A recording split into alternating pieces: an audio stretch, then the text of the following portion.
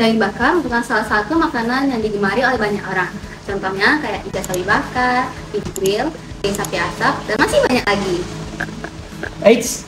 Tapi tahu gak sih kalian kalau sebenarnya daging bakar itu gak terlalu sehat untuk dikonsumsi secara langsung loh.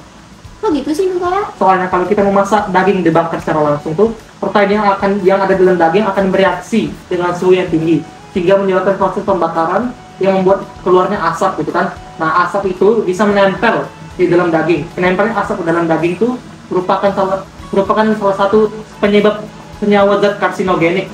Zatnya itu adalah heterosiklik amina HAS dan polisiklik hidrokarbon BAHS. Senyawa itu ya bisa terbentuk akibat proses pemanggangan tersebut. Jadi begitu Michelle. Oh, aku tahu itu. Senyawa karsinogenik itu bisa merusak komposisi DNA dalam tubuh kita. Terus yang bahayanya hal itu bisa menyebabkan kanker. HCAS dan THS ini juga bisa meningkatkan resiko kanker karena dapat menyebabkan perubahan DNA di dalam tubuh serta sifat mutagenik. Kedua jenis bahan kimia tersebut terbentuk dengan sendirinya ketika otot yang dipanggang dimasak dengan suhu yang sangat tinggi dan langsung terkena api. Nah, ya bener banget itu. Selain itu ya, pemanggangan dalam jangka waktu lama bisa membuat daya cerna protein itu berkurang dalam daging. Akibatnya tubuh kita tuh bisa lebih sulit untuk mencerna protein dalam daging yang kita masak, apalagi dengan cara dibakar. Tapi Shell, kamu tahu gak biasanya standar kandungan protein dalam daging itu apa? Menurut sumber yang aku baca dari Standar Nasional Indonesia, kadar kandungan protein dalam daging itu 19 gram protein per 100 gram daging. Oh begitu, berarti kalau mau beli daging di minimarket gitu ya, kita harus perhatiin komposisinya ya, supaya gak salah beli. Benar. Nah, aku sering nih ketemu daging kemasan yang diolah dan proteinnya sudah sesuai SNI. Nih, kita coba cek ya beberapa tabel komposisi daging kemasan.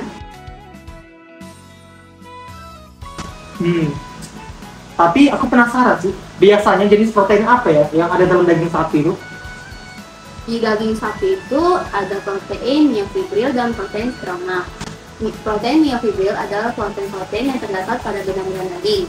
Golongan protein ini adalah tipe golongan protein globulin, misalnya myosin, aktin, tropomyosin. Golongan protein ini memegang peranan penting pada proses kontraksi dan reaksi daging. Komponen protein myofibril terpenting dalam struktur sabut otot dan adalah aktin dan myosin. Oh, kalau protein stroma gimana? Kalau protein stroma terdiri dari kolagen, elastin, dan retikulin. Kolagen merupakan protein yang banyak ditemukan dalam organ tanduk, bagian ujung kaki, tulang, kulit, urat, tulang lawan, dan otot. Kolagen berwarna putih tipis, transparan, dan keras. Pada daging, kolagen merupakan faktor utama yang mempengaruhi kelembutan daging setelah proses pemasakan. Pemasakan pada suhu tertentu akan mengubah kolagen yang keras menjadi gelatin yang bersifat empuk. Kemudian elastin yang dapat ditemukan pada dinding sistem sirkulasi dan jaringan ikat yang tersebar di seluruh tubuh berperan memberikan elastin pada jaringan. Elastin itu berwarna kekuningan, berbeda dengan kolagen. Elastin tidak akan larut apabila dipanaskan dan harus dipisahkan dari bagian daging. Dan terakhir itu retikulin, jumlahnya lebih sedikit jika dibandingkan dengan kolagen dan elastin, dan umumnya terdapat pada hewan yang muda. Oh iya, kan tadi katanya makan daging bakar itu nggak bagus buat kesehatan.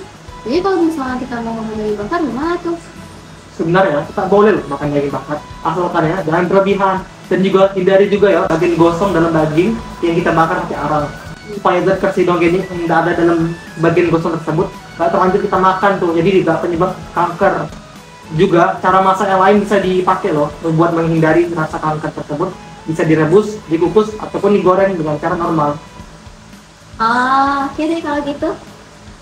Nah teman-teman, sekarang kalian sudah tahu kan hal-hal tentang daging bakar. Kalau makan daging bakar itu sesekali aja ya. Demikian video kami, semoga video ini bisa bermanfaat bagi kalian semua. Sampai jumpa lagi.